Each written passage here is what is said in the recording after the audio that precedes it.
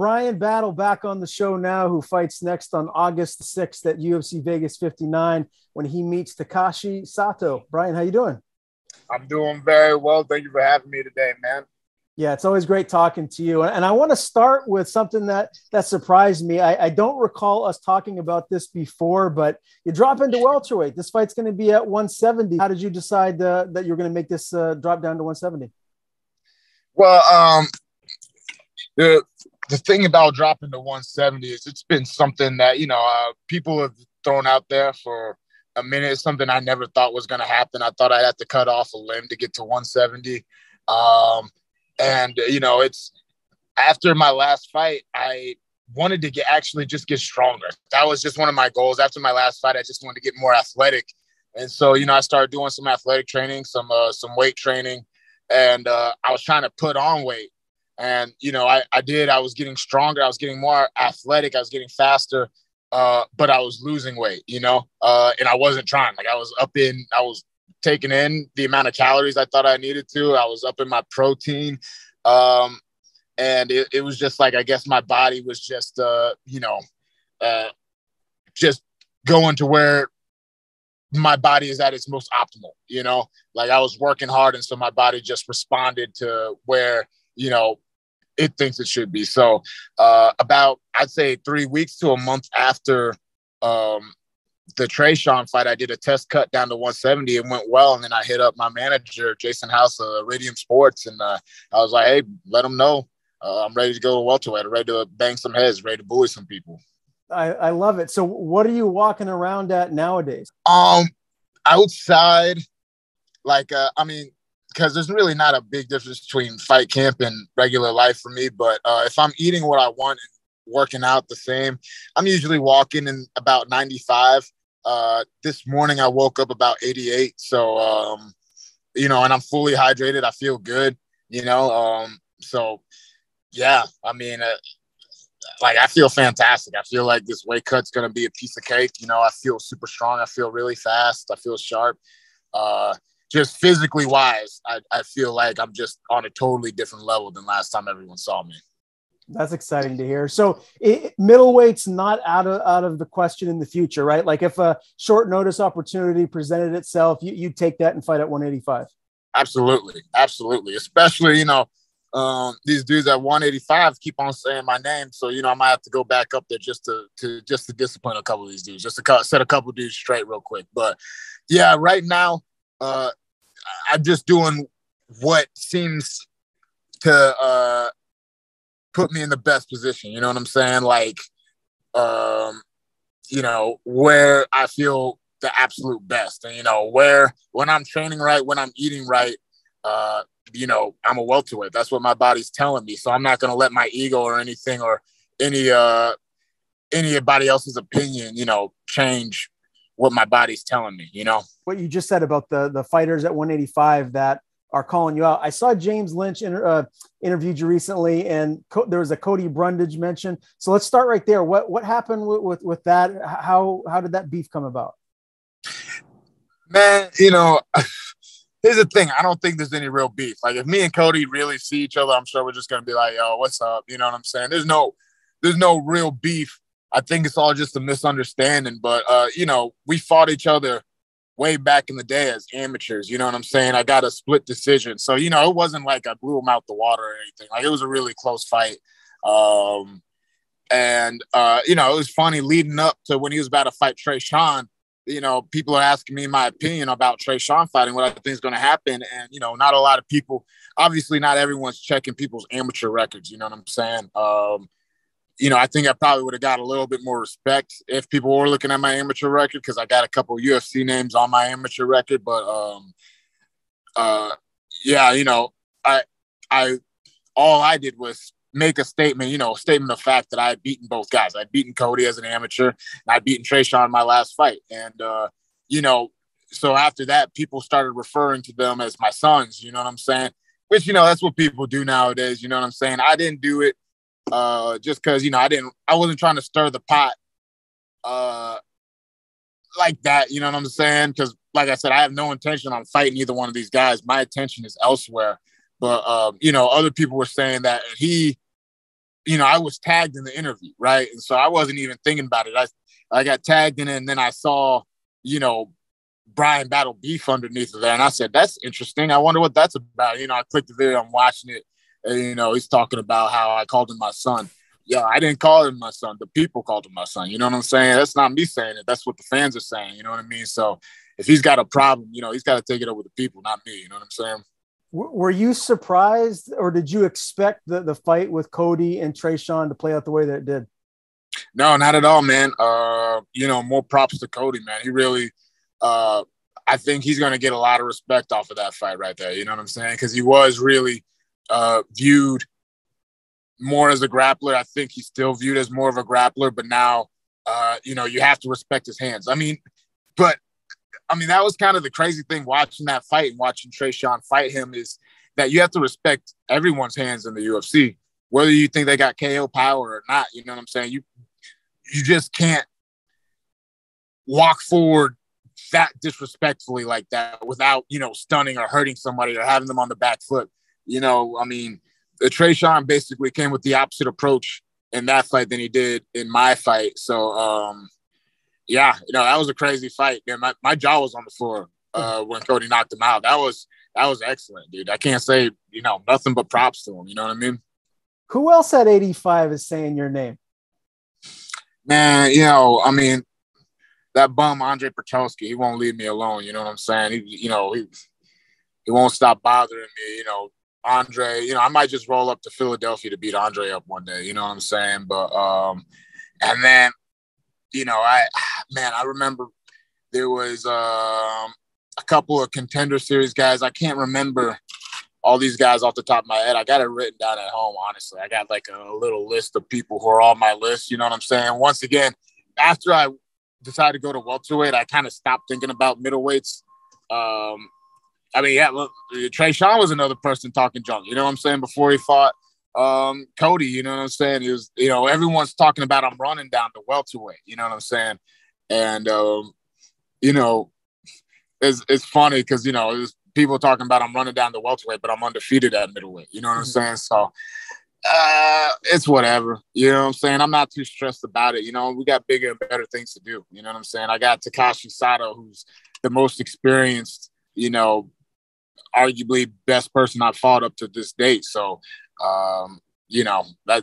that's really, it's fun to talk about these things. It's fun to kind of, address these things and set some stuff straight. You know what I mean? But at the end of the day, my focus is on putting it on Sato on August 6th, Yeah, no doubt. And we're going to dive into that here in a couple of minutes for sure. But first, one more thing about this 185 division here, as far as you're concerned. So it doesn't sound like you're really that interested in the Brundage fight. It seems like there's just more of a miscommunication as far as on his end goes. But it does sound like you'd like to get in there and mixed up with Petrosky. Am I right?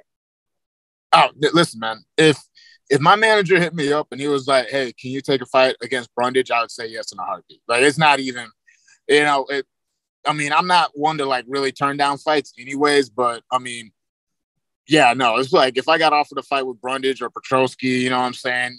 Even though it doesn't make sense, if they hit me up and they're like, yo, you want to fight Tresean again? Like, I don't care. You know what I'm saying? Like, who I fight, it doesn't matter to me. You know what I'm saying? Everyone's got to go anyways. You know what I'm saying? This is what I train for every day, so I can beat anybody at any time. You know what I'm saying? So, obviously, you do your best to be, professional about it and look out after your career. But, none of those dudes are beating me if we fought again. You know what I'm saying? Like, how are they going to beat me? You know what I mean? I've already seen the best of what they got. They can't do nothing with me. You know what I mean? So, with that being said, that's why I'm not too concerned about it, because I know what would happen if we fought again. You know what I mean? So if I got offered that fight, of course I'm taking it. That's a payday. You know what I'm saying? I'm gonna get paid. You know what I'm saying? I can take my wife out on a hot date afterwards. You know what I mean? But I'm not too stressed about it. All right. Well, I did talk to you after your most recent win, a very impressive one over Tresean Gore. So we already recapped that. Just tell me, what camp and life has been like for you since, outside of, just making this transition down to weight class. Man, life is just, fighting is just one part of life. Life has been just crazy. All good things. You know what I'm saying? My family life, there's been a lot happening with my family life for the most part. You know, all good things, all things that I wanted. You know, it's hard, you know what I'm saying? Being married, having a kid, it's not easy, you know what I'm saying? But it's so rewarding, you know what I'm saying? I'm so grateful that I have all this weight to carry, you know what I'm saying? And so, yeah, there's definitely every once in a while, I will get a little overwhelmed, you know what I'm saying? There's a lot going on, but man, everything that's going on is stuff I asked for, you know what I'm saying? It's stuff I wanted on my plate. So, you know, how can you say, you know, you're hungry if you're not eating what's in front of you? You know what I'm saying? You say you're hungry, someone gives you food, you got to eat it. You know what I'm saying? I mean, you got goals and so on and such. People give you an opportunity to reach those goals. You got to do what you got to do to reach them. You know what I mean? So now life's been crazy. Life has definitely been crazy. There's been a lot of growing up I've had to do, a lot of, you know, looking in the mirror and evaluating myself, you know, both as a fighter and as just a man in general. And, you know, I'm better. I'm just a better overall person than I was last time we talked, you know? Man, that's fantastic. And obviously with how busy you are, I'm curious what your sleep schedule is like, because that's crucial, man, to, you know, getting in the gym and performing at your optimal level. So what is that like? How many hours a night are you getting? Listen, brother, I'll sleep when I'm dead. Come on now. You know this. No, I mean, for the most part, I generally get, because just like you said, I mean, that's a part of being a professional athlete. You know what I'm saying? I mean, you know, I can't be a dumb kid anymore. You know what I'm saying? I have to get my sleep so I can get my recovery. And, you know, generally, I'm very fortunate. I have a baby. You know, my son's about to be 9 months. He sleeps through the night, you know, generally speaking. And if he does wake up, you just got to throw his pacifier back in his mouth and he goes back to sleep. He's chill like his daddy. So, you know, me and my wife, we're extremely fortunate with him. You know, I do teach 6 to 8 a.m. on Tuesdays and Thursdays in North Carolina. So if you're in North Carolina, come check out Carolina Combat, 6 a.m. to 8 a.m. Come train with your boy. But, you know, besides that, you know, I get my sleep, you know what I'm saying? If, you know, I try to get as much recovery stuff as I can. You know, my agency, they sent me this great leg compression machines. You know, I got my TENS unit. I got my Epsom salt for my hot baths. You know what I mean? So, yeah, no, that sleep and just recovery in general is crucial to the game. You know what I'm saying? Being able to stay in the gym, being able to train, you know, you got to take that recovery just as seriously. So, yeah, man, I mean, I sleep when I can. Long answer to a short question. I don't know what my sleep schedule is like. Well, I got to imagine you're staying up late on some nights to watch a lot of these UFC fights, man. How do you feel just the promotion in general is continuing to grow each and every week? Man, I'll tell you what, it's really exciting. It's super exciting. And then at the same time, it's something where, you know, one of the reasons that I felt like I needed to do athletic training is because last time I was in the locker room and I'm just looking around the back room where all the guys are getting warmed up. And, you know, there's guys from all over the country, from all over the world, and they're just these monsters. And I'm sitting in the back of these monsters, and it's just getting more monstrous every day. Like you said, I mean, they're cutting the people who can't make it, and they're bringing in new people to see if they can make it. You know what I'm saying? And the level of talent is just getting higher and higher. The level of physicality is just getting higher and higher. So, you know, it's exciting, but it's also something that keeps me up at night. You know what I'm saying? It's something that keeps me in the gym because, you know, if I'm going to beat these monsters, I got to be even bigger monster. So that's really the biggest part of it. It's cool. I'm definitely watching these guys, but, you know, I'm just staying in the gym, busting my ass so I can smoke all of them. You know what I mean? For sure. Before we dive into Sato, I want to, speaking of monsters, I want to get some fight picks for you. The championship of your new weight class is right around the corner. Usman, Edwards. Are we going to have Usman get this thing done and retain, or are we going to have an Anu?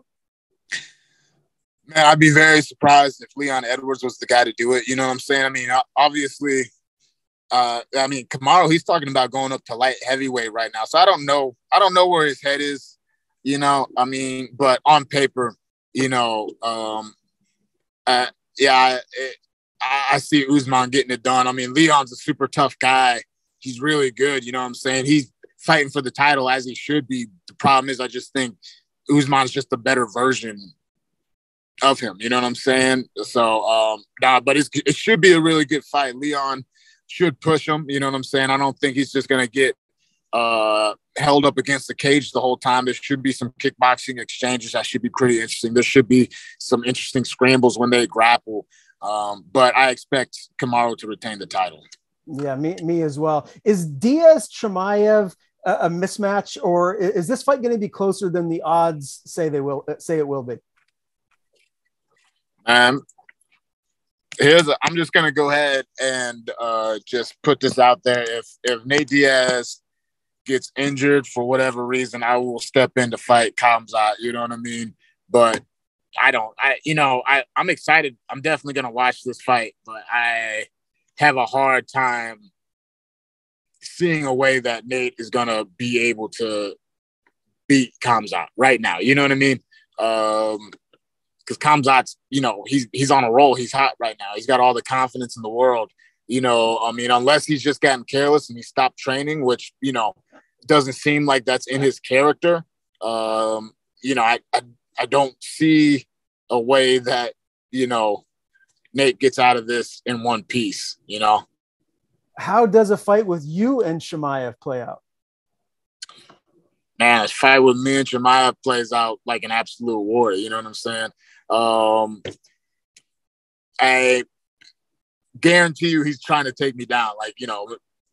He's definitely going to try to take me down. So there's going to be a lot of grappling, a lot of counter grappling. You know what I'm saying? It's going to be a war of attrition.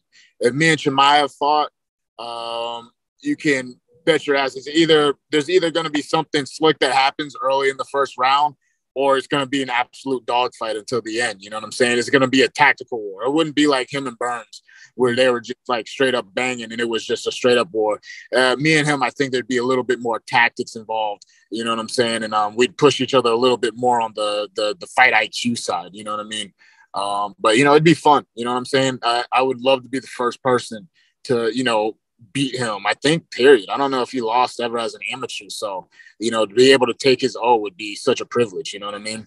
Well, sign me up for that one. If Diaz doesn't make it to the fight, I hope the UFC sees this and you're the guy that they put in to face Khamzat. Let's talk about your upcoming fight, August the 6th, UFC Vegas 59, Takashi Sato. He's 16-5. He's on a 2-fight skid. So he's coming in hungry, looking to get a win here. And when you talk about his 2-fight skid, I mean, both guys that he fought, Gunnar Nelson and Miguel Baeza, they're studs. So he's been in there with legit competition. How does this fight, how's this going to shake out, Bryan? How are you getting your hand raised here? Well, I mean, it's like you said, all credit to Sato. He's on a 2-fight skid, but both of his wins in the UFC have been by knockout. So, it's like you said, the two guys he just lost to are world class, you know what I'm saying? Both in different areas of the game. And so, losing to those guys isn't necessarily something that you're going to look down on. But with that being said, there is a lot of areas, there's a lot of things that he does that, me and my coaches have noticed and we're going to try to exploit, you know what I'm saying? I feel stronger. I feel like I'm going to be stronger on the ground. If it goes into that realm, if we end up, colliding and we start clinching and grappling, I feel like I'm going to be the bigger, stronger guy. I feel like I'm more comfortable grappling at this level, you know what I'm saying? And if we strike, you know what I'm saying? He had a hard time dealing with Baez's reach, and I have 4 inches of reach on Baez, you know what I'm saying? My whole game is long, you know what I'm saying? There's going to be front kicks, there's going to be jabs, there's going to be straights, you know what I mean? There's going to be a whole lot of stuff being thrown in his direction. And I'm just excited, man. Like I said, just physically alone, I'm on a different level. But also, just technically, you know what I'm saying? I've been doing boxing privates, you know what I'm saying? I've been doing MMA privates. My grappling has gotten better, just every aspect of the game I've gotten better, and I'm dropping down in the weight class. It's, all respect to Sato. He's a tough dude, but, I'm coming in here to make a statement. Official prediction. Does this go the distance, or are you getting him out of there? Get him out of there by the second round. I love it, man. I'm going to be in my man cave watching this, the whole card, but I'm keyed up for this one. Always great talking to you, Bryan. Before I do let you go, I want to give you the floor. Please tell people where they can follow you on social media. If you have anyone to thank, anything to plug, the floor is yours. All right. You can follow me on Instagram, Bryan Battle 68. Twitter, Bryan Battle 1. All right. Don't follow any Pooh Bear accounts. Pooh Bear is dead. All right. We're not doing that anymore. Always shout out to my head coach, Tom, Carolina Combat, our new gym that just opened not too long ago. Or his new gym that I train at. But, shout out to Coach James, Don Boxing, my big bro, Keith, who's going to be cornering me for the first time. He's great fighter, great veteran. He's been such a mentor to me. He should be fighting in the PFL soon. Who else? Velocity, Jed at Velocity, for all the athletic training, getting me to a different place athletically. All my teammates, you know what I'm saying? We've really been putting in a lot of work. You know what I'm saying? Everybody's been grinding. Everybody's been getting better. So, there's a lot of love to go around to a lot of different people. You know what I'm saying? So, just if I forgot who you are, you know who you are. You know I love you. I'm very thankful for everything you've done for me. My wife, shout out to my wife, you know what I mean? Because she keeps me grounded. I think I would have lost my mind by now if my wife wasn't holding me down like she does. So, and then shout out to you, brother. Thanks for having me on the show today. Thank you for giving me a platform to talk to the people.